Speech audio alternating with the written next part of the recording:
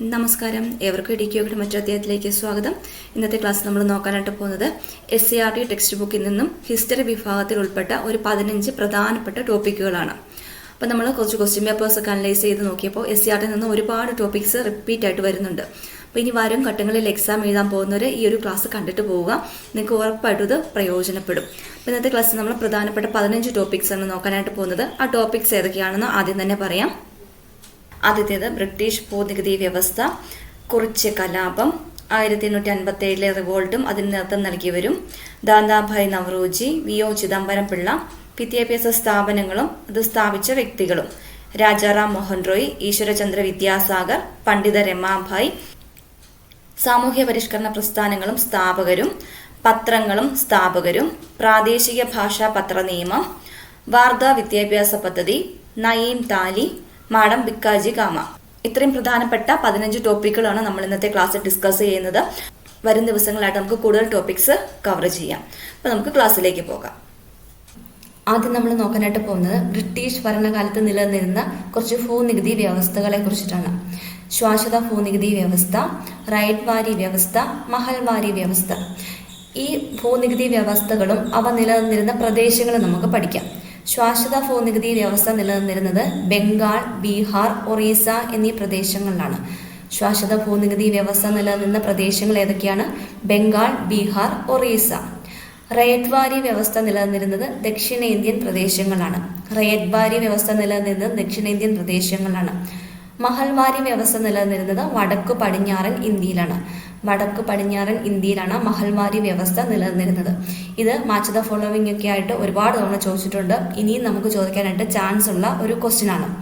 ശാശ്വത ഭൂനികുതി വ്യവസ്ഥ, റൈറ്റ് വാരി വ്യവസ്ഥ, മഹൽവാരി വ്യവസ്ഥ, 3 ഭൂനികുതി വ്യവസ്ഥകളും അവ നിലനിന്നിരുന്ന അല്ലെങ്കിൽ അവ നടപ്പിലാക്കിയിരുന്ന പ്രദേശങ്ങളും നന്നായിട്ട് പഠിച്ചു വച്ചേക്കുക. അടുത്ത ടോപ്പിക്ക് കുറിച്യ കലാപം. 2 ക്വസ്റ്റ്യൻ പേപ്പർ, അതായത് 1ാം ഘട്ടത്തിലും 2ാം ഘട്ടത്തിലും കുറിച്യ കലാപത്തിൽ നിന്ന് നമുക്ക് ക്വസ്റ്റ്യൻസ് വന്നിട്ടുണ്ടായിരുന്നു. അപ്പോൾ ഇനി 3ാം ഘട്ടത്തിലും ഇതിൽ നിന്ന് ക്വസ്റ്റ്യൻസ് പ്രതീക്ഷിക്കാം. ബ്രിട്ടീഷുകാരുടെ ചൂഷണത്തിനെതിരെ നടന്ന ഗോത്ര കലാപമാണ് കുറിച്യ കലാപം. വയനാട്ടിലെ ഗോത്ര ജനതയാണ് കുറിച്യ കലാപത്തിന് നേതൃത്വം നൽകിയത്. കുറിച്യ കലാപത്തിന് നേതൃത്വം നൽകിയ ഗോത്ര ജനത ഏതൊക്കെയാണ്? കുറിച്യരും കുറുമ്പരും. 1812 കുറിച്യ കലാപം നടന്നത്. കുറിച്യ കലാപത്തിന്റെ കാരണങ്ങൾ SCERTൽ കൊടുത്തിട്ടുണ്ട്. ബ്രിട്ടീഷുകാർ അമിത നികുതി ചുമത്തിയത്, നികുതി പണമായി അടയ്ക്കാൻ നിർബന്ധിച്ചത്, നികുതി അടയ്ക്കാൻ കഴിയാത്തവരുടെ കൃഷിഭൂമി ബ്രിട്ടീഷുകാർ പിടിച്ചെടുത്തത്. ഇതാണ് പ്രധാനപ്പെട്ട കാരണങ്ങൾ, കുറിച്യ കലാപത്തിന്റെ പ്രധാനപ്പെട്ട കാരണങ്ങൾ. 1812 കുറിച്യ കലാപം നടന്നത്. വയനാട്ടിൽ നടന്ന ഗോത്ര കലാപമാണ്. കുറിച്യരും കുറുമ്പരുമാണ് കലാപത്തിൽ പങ്കെടുത്ത ഗോത്ര ജനത. കലാപത്തിന് നേതൃത്വം നൽകിയത് രാമനമ്പിയാണ്. രാമനമ്പിയാണ് കുറിച്യ കലാപത്തിന് നേതൃത്വം നൽകിയത്. ഗോത്ര ജനതയ്ക്ക് പുറമെ മറ്റു വിഭാഗങ്ങളും കലാപത്തിൽ പങ്കാളികളായി. കലാപം അടിച്ചമർത്തിയ ബ്രിട്ടീഷുകാർ രാമനമ്പിയെ പിടികൂടി വധിച്ചു. അന്നത്തെ തലശ്ശേരി സബ് കളക്ടറായിരുന്നു TH ബേബർ. TH ബേബർ പറഞ്ഞിരിക്കുന്ന ഒരു കോട്ടാണ്: 1 മാസം കൂടി പിടിച്ചു നിൽക്കാൻ കലാപകാരികൾക്ക് കഴിഞ്ഞിരുന്നുവെങ്കിൽ രാജ്യം അവരുടെ നിയന്ത്രണത്തിലായേനെ. ഇത് പറഞ്ഞത് ആരാണ്? TH ബേബർ ആണ്. ഇത്രയും കാര്യങ്ങൾ കുറിച്യ കലാപത്തെ കുറിച്ചൊന്ന് ഓർത്തിരിക്കുക. ഇതൊക്കെയായിരിക്കും നമുക്ക് സ്റ്റേറ്റ്മെന്റ് ആയിട്ട് അടുത്ത ഘട്ടത്തിലും വരാൻ ചാൻസ് ഉള്ളത്. അടുത്തത് 1857 1ാം സ്വാതന്ത്ര്യ സമരം നടന്ന കുറച്ച് സ്ഥലങ്ങളുണ്ട്. പ്രക്ഷോഭം നടന്ന കുറച്ച് സ്ഥലങ്ങളും അവിടെ നേതൃത്വം നൽകിയ കുറച്ച് വ്യക്തികളെ നമുക്ക് പഠിക്കണം. ഡൽഹിയിൽ കലാപത്തിന് നേതൃത്വം നൽകിയത് ബഹദൂർ ഷാ സെക്കൻഡ് ആണ്. ബഹദൂർ ഷാ സെക്കൻഡ് ആണ് ഡൽഹിയിൽ കലാപത്തിന് നേതൃത്വം നൽകിയത്. ഝാൻസിയിൽ 1857 കലാപത്തിന് നേതൃത്വം നൽകിയത് റാണി ലക്ഷ്മി ഭായി ആണ്. ഝാൻസി റാണി എന്നറിയപ്പെടുന്ന റാണി ലക്ഷ്മി ഭായി ആണ് ഝാൻസിയിൽ നേതൃത്വം നൽകിയത്. ലക്നൌവിൽ കലാപത്തിന് നേതൃത്വം നൽകിയതാരാണ്? ബീഗം ഹസ്രത്ത് മഹൽ. ബീഗം ഹസ്രത്ത് മഹൽ. കാൺപൂരിൽ കലാപത്തിന് നേതൃത്വം നൽകിയത് നാനാ സാഹിബും താന്തിയ തോപ്പിയും. നാനാ സാഹിബും താന്തിയ തോപ്പിയും. ഫൈസാബാദിൽ കലാപത്തിന് നേതൃത്വം നൽകിയത് മൗലവി അഹമ്മദുള്ള. ഫൈസാബാദിൽ കലാപത്തിന് നേതൃത്വം നൽകിയത് മൗലവി അഹമ്മദുള്ളയാണ്. ഇതും മാച്ച് ദ ഫോളോവിംഗ് ആയിട്ട് ചോദിക്കാറുണ്ട്. പഠിച്ചു വെച്ചേക്കുക. ഓരോ പ്രദേശങ്ങളും അവിടെ നേതൃത്വം നൽകിയ വ്യക്തികളെയും പഠിച്ചു വെച്ചേക്കുക. അടുത്തത് നമ്മൾ കുറേ ക്വസ്റ്റ്യൻ പേപ്പർ നമ്മൾ ഡിസ്കസ് ചെയ്തായിരുന്നു. ആ ക്വസ്റ്റ്യൻ പേപ്പറിൽ എല്ലാം റിപ്പീറ്റ് ചെയ്ത് ചോദിച്ച ഒരു ക്വസ്റ്റ്യൻ ആണ് ദാദാഭായ് നവറോജിയെ കുറിച്ച്, അല്ലേ? ദാദാഭായ് നവറോജി, അദ്ദേഹത്തിന്റെ ചോർച്ച സിദ്ധാന്തം, അദ്ദേഹത്തിന്റെ കൃതി poverty and un-British rule in India, ഇതെല്ലാം SCERTൽ നിന്നും വന്നിട്ടുള്ള ചോദ്യങ്ങളാണ്. നമുക്കത് നോക്കാം. ബ്രിട്ടീഷ് കാലഘട്ടത്തിൽ ഇന്ത്യൻ സമ്പദ് വ്യവസ്ഥയിലുണ്ടായ തകർച്ചയെക്കുറിച്ച് സ്ഥിതിവിവര കണക്കുകൾ ശേഖരിച്ച് പഠനം നടത്തിയത് ദാദാഭായ് നവറോജി ആയിരുന്നു. ഈ സമ്പദ് വ്യവസ്ഥയുടെ തകർച്ചയെക്കുറിച്ച് അദ്ദേഹം എഴുതിയിരിക്കുന്ന ഒരു സിദ്ധാന്തമാണ് ചോർച്ചാ സിദ്ധാന്തം. ഈ സിദ്ധാന്തം അദ്ദേഹത്തിന്റെ കൃതിയായ poverty and un-British rule in India ഈ ഒരു പുസ്തകത്തിലാണ് പ്രതിപാദിച്ചിരിക്കുന്നത്. പുസ്തകമൊക്കെ ഓർത്തിരിക്കുക, poverty and un-British rule in India. ഇനി അദ്ദേഹം പറഞ്ഞിരിക്കുന്നത് ഇന്ത്യൻ സമ്പത്ത് ബ്രിട്ടനിലേക്ക് ചോർന്നു പോകുന്നത് എങ്ങനെയെല്ലാമാണ്. അദ്ദേഹത്തിന്റെ കൃതിയിൽ പറഞ്ഞിരിക്കുന്നത് എന്താണെന്ന് നമുക്ക് നോക്കാം. ഇന്ത്യയിൽ നിന്നുള്ള അസംസ്കൃത വസ്തുക്കളുടെ കയറ്റുമതിയിലൂടെ ഇന്ത്യയിലെ ബ്രിട്ടീഷ് ഉദ്യോഗസ്ഥർക്ക് നൽകുന്ന ശമ്പളവും പെൻഷനും, ഇന്ത്യയിൽ ബ്രിട്ടീഷ് ഉൽപ്പന്നങ്ങൾ വിറ്റഴിക്കുക വഴി അവർക്ക് ലഭിച്ച ലാഭം, ഇന്ത്യയിൽ നിന്നും പിരിച്ചെടുക്കുന്ന നികുതി, ഈ മാർഗത്തിലൂടെയൊക്കെയാണ് ഇന്ത്യയുടെ സമ്പത്ത് ബ്രിട്ടനിലേക്ക് ചോർന്നു പോകുന്നത്. അപ്പം നമുക്ക് അടുത്ത ടോപ്പിക്ക് നോക്കാം. ഇന്ത്യൻ ദേശീയ പ്രസ്ഥാനത്തിന്റെ നേഴ്സറി എന്നറിയപ്പെടുന്നത് PSCയുടെ സ്ഥിരം ക്വസ്റ്റ്യനാണ്, ബംഗാളാണ്. ഇന്ത്യൻ ദേശീയ പ്രസ്ഥാനത്തിന്റെ നേഴ്സറി എന്നറിയപ്പെടുന്ന പ്രദേശം ഏതാണ്? അത് ബംഗാളാണ്. ഓർത്തിരിക്കുക, ബംഗാളാണ്. അടുത്തത് 1905 കഴ്സൺ പ്രഭു ബംഗാളിനെ രണ്ടായി വിഭജിച്ചു. അപ്പം ബംഗാൾ വിഭജനം നടന്ന വർഷം 1905 ആണ്. ആരാണ് ബംഗാളിനെ രണ്ടായി വിഭജിച്ചത്? കഴ്സൺ പ്രഭുവാണ്. കഴ്സൺ പ്രഭുവാണ് ബംഗാളിനെ രണ്ടായിട്ട് വിഭജിച്ചത്.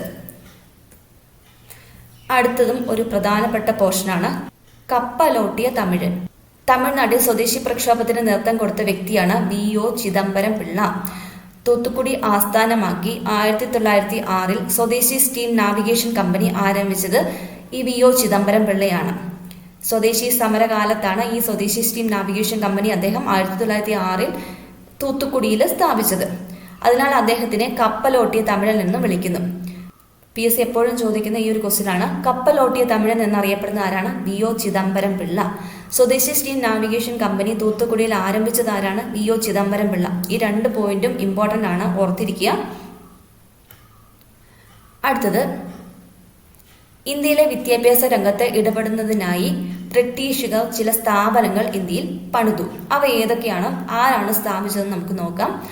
ഏഷ്യാറ്റിക് സൊസൈറ്റി ഓഫ് ബംഗാൾ സ്ഥാപിച്ചത് വില്യം ജോൺസ് ആണ്. ഏഷ്യാറ്റിക് സൊസൈറ്റി ഓഫ് ബംഗാൾ സ്ഥാപിച്ചത് ആരാണ്? William Jones. കൽക്കട്ട മദ്രാസ് സ്ഥാപിച്ചത് ആരാണ്? Warren Hastings. Warren Hastings. Banaras Sanskrit college സ്ഥാപിച്ചത് ജൊനാഥൻ ഡങ്കൻ. ജൊനാഥൻ ഡങ്കൻ ആണ്. അടുത്ത നമുക്ക് രാജാറാം മോഹൻ റോയിയെ കുറിച്ച് നോക്കാം. ഇന്ത്യൻ സമൂഹത്തിന്റെ ആധുനികവൽക്കരണത്തിനായി വാദിച്ച ആദ്യത്തെ ആളാണ് രാജാറാം മോഹൻ റോയ്. ഇന്ത്യൻ സമൂഹത്തിന്റെ ആധുനികവൽക്കരണത്തിനായി വാദിച്ച ആദ്യത്തെ വ്യക്തിയാണ് രാജാറാം മോഹൻ റോയ്. രാജാറാം മോഹൻ റോയ് ആണ് ഇന്ത്യൻ നവോത്ഥാനത്തിന്റെ പിതാവെന്ന് അറിയപ്പെടുന്നത്. അപ്പൊ ഇന്ത്യൻ നവോത്ഥാനത്തിന്റെ പിതാവ് ആരാണ്? രാജാറാം മോഹൻ റോയ്. കേരള നവോത്ഥാനത്തിന്റെ പിതാവ് ആരാണ്? ശ്രീനാരായണ ഗുരുവാണ്. നോക്കാം. ജാതി വ്യവസ്ഥയെയും സതി എന്ന ദുരാചാരത്തെയും ശക്തമായി എതിർത്തു. ജാതി വ്യവസ്ഥയെയും സതി എന്ന ദുരാചാരത്തെയും ശക്തമായി എതിർത്തു. ബ്രഹ്മസമാജം, ബംഗാളിൽ ബ്രഹ്മസമാജം എന്ന പ്രസ്ഥാനം ആരംഭിച്ചത് രാജാറാം മോഹൻ റോയ് ആണ്. ബ്രഹ്മസമാജം ആരംഭിച്ചത് ആരാണ്? രാജാറാം മോഹൻ റോയ്. അദ്ദേഹത്തിനെ കുറിച്ച് അത്രയും കാര്യങ്ങളൊന്ന് ഓർത്തിരിക്കുക. അടുത്തതും പ്രീവിയസ് ക്വസ്റ്റ്യൻ ആണ്. ബംഗാളിൽ ഈശ്വരചന്ദ്ര വിദ്യാസാഗർ വിധവകളുടെ പുനർവിവാഹത്തിനായി പ്രവർത്തനം നടത്തി. അദ്ദേഹത്തിന്റെ പരിശ്രമ ഫലമായാണ് 1856 ബ്രിട്ടീഷ് ഗവൺമെന്റ് ഹിന്ദു വിധവാ പുനർവിവാഹ നിയമം പാസാക്കിയത്. അപ്പൊ ഹിന്ദു വിധവാ പുനർവിവാഹ നിയമം പാസാക്കിയത് ആരുടെ ഇടപെടൽ പ്രകാരമാണ്? ഈശ്വരചന്ദ്ര വിദ്യാസാഗറുടെ പ്രവർത്തന ഫലമായിട്ടാണ്. 1856 ഹിന്ദു വിധവാ പുനർവിവാഹ നിയമം പാസാക്കിയത്. ബ്രഹ്മസമാജം സ്ഥാപിച്ചത് ആരാണ്? രാജാറാം മോഹൻ റോയ്. സതി എന്ന ദുരാചാരത്തെ എതിർത്തത് ആരാണ്? രാജാറാം മോഹൻ റോയ്. ഇന്ത്യൻ നവോത്ഥാനത്തിന്റെ പിതാവ് ആരാണ്? രാജാറാം മോഹൻ റോയ്. അടുത്തത്, വിധവകൾക്ക് വിദ്യാഭ്യാസം നൽകുന്നതിനായി പണ്ഡിത രമാഭായി ബോംബെയിൽ ശാരദാ സദൻ സ്ഥാപിച്ചു. ശാരദാ സദൻ സ്ഥാപിച്ചത് ആരാണ്? പണ്ഡിത രമാഭായി. എവിടെയാണ്? ബോംബെയിൽ. വിധവകൾക്ക് വിദ്യാഭ്യാസം നൽകുന്നതിന് വേണ്ടിയാണ് ശാരദാ സദൻ സ്ഥാപിച്ചത്. ആ ഒരു സമയത്തെ കുറിച്ച് പരിഷ്കരണ പ്രസ്ഥാനങ്ങളും അവ സ്ഥാപിച്ച വ്യക്തികളും നമുക്ക് പഠിക്കാം. ആര്യ സമാജം സ്ഥാപിച്ചത് സ്വാമി ദയാനന്ദ സരസ്വതിയാണ്. ആര്യ സമാജം ആരാണ് സ്ഥാപിച്ചത്? സ്വാമി ദയാനന്ദ സരസ്വതി. രാമകൃഷ്ണ മിഷൻ സ്ഥാപിച്ചത് സ്വാമി വിവേകാനന്ദനാണ്. രാമകൃഷ്ണ മിഷൻ സ്ഥാപിച്ചത് സ്വാമി വിവേകാനന്ദനാണ്. അലിഗഡ് പ്രസ്ഥാനം ആരംഭിച്ചത് സർ സയ്യിദ് അഹമ്മദ് ഖാൻ ആണ്. അലിഗഡ് പ്രസ്ഥാനം ആരംഭിച്ചത് സർ സയ്യിദ് അഹമ്മദ് ഖാൻ. പ്രാർത്ഥനാ സമാജം രൂപീകരിച്ചതാരാണ്? ആത്മാറാം പാണ്ഡുരംഗ്. പ്രാർത്ഥനാ സമാജം രൂപീകരിച്ചത് ആത്മാറാം പാണ്ഡുരംഗാണ്. തിയോസഫിക്കൽ സൊസൈറ്റി സ്ഥാപിച്ചതാരാണ്? Annie Besant. Annie Besant important ആണ്, ഒന്നുകൂടെ പറയാം. ആര്യ സമാജം സ്ഥാപിച്ചത് സ്വാമി ദയാനന്ദ സരസ്വതി. രാമകൃഷ്ണ മിഷൻ സ്ഥാപിച്ചത് സ്വാമി വിവേകാനന്ദൻ. അലിഗഡ് പ്രസ്ഥാനം സ്ഥാപിച്ചത് സർ സയ്യിദ് അഹമ്മദ് ഖാൻ. പ്രാർത്ഥനാ സമാജം സ്ഥാപിച്ചത് ആരാണ്? ആത്മാറാം പാണ്ഡുരംഗ്. തിയോസഫിക്കൽ സൊസൈറ്റി രൂപീകരിച്ചത് ആനി ബസന്റ്. അടുത്തത് ഹിതകാരിണി സമാജം രൂപീകരിച്ചത് വീരേശലിംഗം. വീരേശലിംഗമാണ് ഹിതകാരിണി സമാജം രൂപീകരിച്ചത്. സത്യശോധക് സമാജം രൂപീകരിച്ചത് ജ്യോതിബ ഫുലെ. ജ്യോതിബ ഫുലെയാണ് സത്യശോധക് സമാജം രൂപീകരിച്ചത്. സ്വാഭിമാന പ്രസ്ഥാനം രൂപീകരിച്ചത് ഇ വി രാമസ്വാമി നായ്ക്കർ. സ്വാഭിമാന പ്രസ്ഥാനം രൂപീകരിച്ചത് ആരാണ്? ഇ വി രാമസ്വാമി നായ്ക്കർ. ശ്രീനാരായണ ധർമ്മ പരിപാലന യോഗം സ്ഥാപിച്ചത് ആരാണ്? ശ്രീനാരായണ ഗുരു. ശ്രീനാരായണ ഗുരുവാണ് ശ്രീനാരായണ ധർമ്മ പരിപാലന യോഗം സ്ഥാപിച്ചത്. കേരള നവോത്ഥാനത്തിന്റെ പിതാവാണ് ശ്രീനാരായണ ഗുരു. അടുത്തത് ദേശീയ സമരകാലത്തെ കുറിച്ച് പത്രങ്ങളും അവ രൂപീകരിച്ച വ്യക്തികളെയും നമുക്ക് പഠിക്കാം. ഇതും ഇമ്പോർട്ടൻ്റ് ആണ്. ഹിന്ദു സ്വദേശി മിത്രം എന്നീ പത്രങ്ങൾ ആരംഭിച്ചത് ആരാണ്? ജി സുബ്രഹ്മണ്യ അയ്യർ. ഹിന്ദു സ്വദേശി മിത്രം എന്നീ 2 പത്രങ്ങൾ ആരംഭിച്ചത് ജി സുബ്രഹ്മണ്യ അയ്യരാണ്. അമൃത ബസാർ പത്രിക ആരംഭിച്ചത് ശിശിർ കുമാർ ഘോഷും മോത്തിലാൽ ഘോഷും ചേർന്നിട്ടാണ്. 2 വ്യക്തികൾ ചേർന്നിട്ടാണ് അമൃത ബസാർ പത്രിക എന്ന പത്രം ആരംഭിച്ചത്. ശിശിർ കുമാർ ഘോഷും മോത്തിലാൽ ഘോഷും. ബോംബെ സമാചാർ ആരുടെ പത്രമാണ്? ഫർദുർജി മസ്ബാൻ. ഫർദുർജി മസ്ബാന്റെ പത്രമാണ് ബോംബെ സമാചാർ. കേസരി, മറാത്ത എന്നീ 2 പത്രങ്ങൾ ആരംഭിച്ചത് ബാലഗംഗാധര തിലകനാണ്. ബാലഗംഗാധര തിലകന്റെ 2 പത്രങ്ങളാണ് കേസരിയും മറാത്തയും. ബംഗാളി ആരുടെ പത്രമാണ്? സുരേന്ദ്രനാഥ ബാനർജി. സുരേന്ദ്രനാഥ ബാനർജിയുടെ പത്രമാണ് Bengalee. Voice of India Dadabhai നവറോജിയുടെ പത്രമാണ്. വോയിസ് ഓഫ് ഇന്ത്യ ദാദാഭായ് നവറോജിയുടെ പത്രമാണ്. ഷോം പ്രകാശ് ഈശ്വരചന്ദ്ര വിദ്യാസാഗറിന്റെ പത്രമാണ്. ഷോം പ്രകാശ് ഈശ്വരചന്ദ്ര വിദ്യാസാഗറിന്റെ പത്രമാണ്. ന്യൂ ഇന്ത്യ, കോമൺവെൽത്ത് എന്നീ 2 പത്രങ്ങൾ ആരുടെയാണ്? Annie Besant. ആനി ബസന്റ് ആരംഭിച്ച 2 പത്രങ്ങളാണ് ന്യൂ ഇന്ത്യ, കോമൺവെൽത്ത്. ഇനി ഗാന്ധിജിയുടെ 2 പത്രങ്ങളാണ് യങ് ഇന്ത്യയും ഹരിജനും. ഗാന്ധിജി ആരംഭിച്ച 2 പത്രങ്ങളാണ് യങ് ഇന്ത്യയും ഹരിജനും. അൽ ഹിലാൽ ആരുടെ പത്രമാണ്? മൗലാന അബുൽ കലാം ആസാദ്. മൗലാന അബുൽ കലാം ആസാദിന്റെ പത്രമാണ് അൽ ഹിലാൽ. വന്ദേ മാതരം. വന്ദേ മാതരം എന്ന പത്രം ആരംഭിച്ചത് ലാലാ ലജ്പത് റായിയാണ്. വന്ദേ മാതരം എന്ന പത്രം ആരുടെയാണ്? ലാലാ ലജ്പത് റായിയുടെയാണ്. നേഷൻ. നേഷൻ എന്ന പത്രം ഗോപാലകൃഷ്ണ ഗോഖലെയാണ് ആരംഭിച്ചത്. ഈ ടേബിളും വളരെ ഇമ്പോർട്ടൻ്റ് ആണ്. പത്രങ്ങളെ കുറിച്ച് എപ്പോഴും ഒരു ക്വസ്റ്റ്യൻ വരുന്നതാണ്. അടുത്തത് ദേശീയ കാഴ്ചപ്പാടോട് കൂടിയ പത്രപ്രവർത്തനങ്ങൾക്ക് ഇന്ത്യയിൽ തുടക്കം കുറിച്ചത് രാജാറാം മോഹൻ റോയ് ആണ്. ദേശീയ കാഴ്ചപ്പാടോട് കൂടിയ പത്രങ്ങൾക്ക് ഇന്ത്യയിൽ തുടക്കം കുറിച്ചത് രാജാറാം മോഹൻ റോയ് ആണ്. അദ്ദേഹം ബംഗാളി ഭാഷയിൽ ആരംഭിച്ച പത്രമാണ് സംവാദ് കൗമുദി. ഇതൊക്കെ നമ്മൾ പ്രീവിയസ് ക്വസ്റ്റ്യൻസ് ഡിസ്കസ് ചെയ്തപ്പോൾ ഒരുപാട് തവണ കണ്ട ക്വസ്റ്റ്യൻ ആണ്. പേർഷ്യൻ ഭാഷയിൽ പുറത്തിറക്കിയ പത്രമാണ് മിറാത്തുൽ അക്ബർ. മിറാത്തുൽ അക്ബർ. രാജാറാം മോഹൻ റോയ് പേർഷ്യൻ ഭാഷയിൽ പുറത്തിറക്കിയ പത്രമാണ് മിറാത്തുൽ അക്ബർ.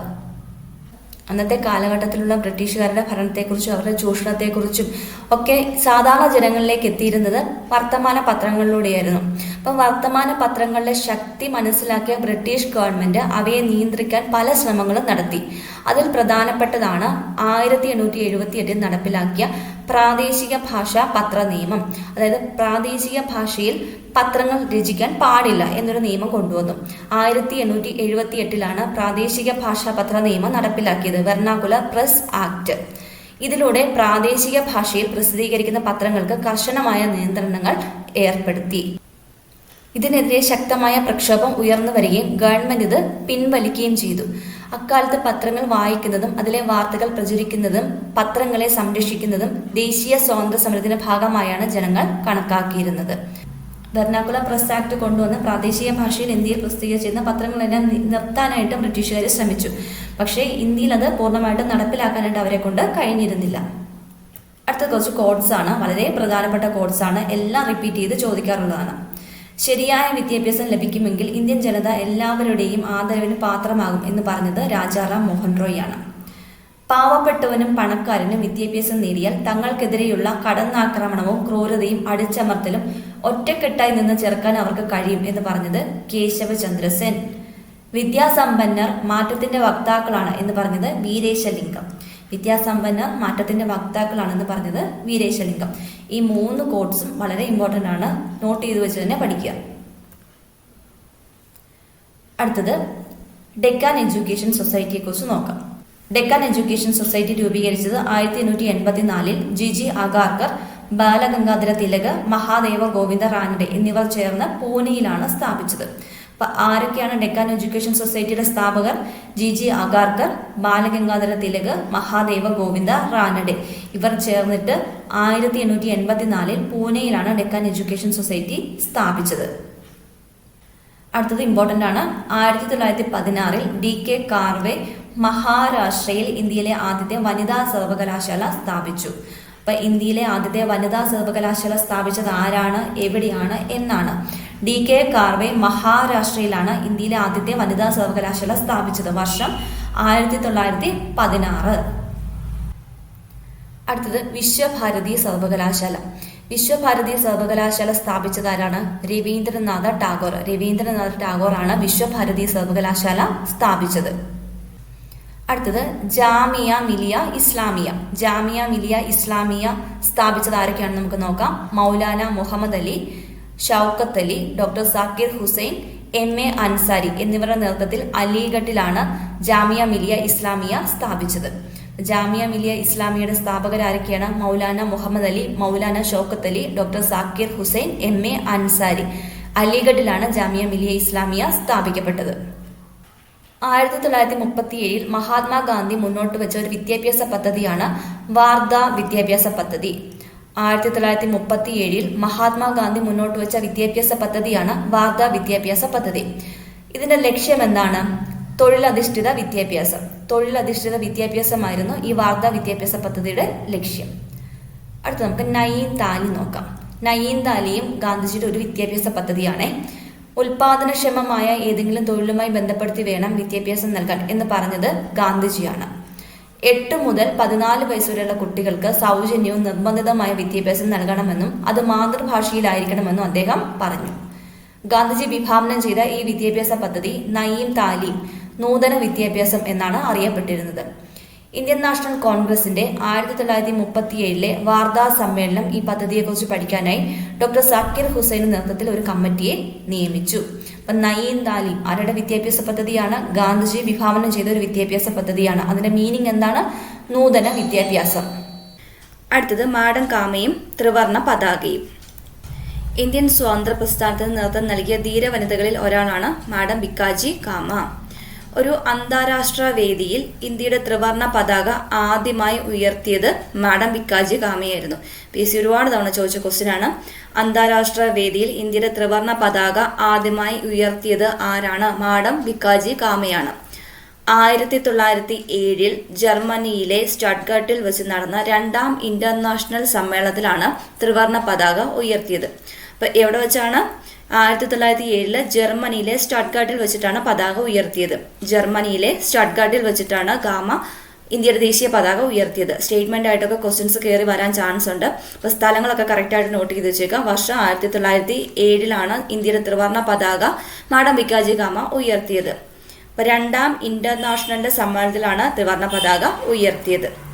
അപ്പോൾ ഇത്രയും കാര്യങ്ങളാണ് ഇന്നത്തെ ക്ലാസ്സിൽ നമുക്ക് പ്രധാനമായിട്ട് പഠിക്കാനായിട്ടുള്ളത്. ക്ലാസ് ഇഷ്ടപ്പെട്ടിട്ടുണ്ടെങ്കിൽ ഒന്ന് ലൈക്ക് ചെയ്യുക. ചാനൽ സബ്സ്ക്രൈബ് ചെയ്തിട്ടില്ലെങ്കിൽ ഒന്ന് സബ്സ്ക്രൈബും കൂടെ ചെയ്യുക.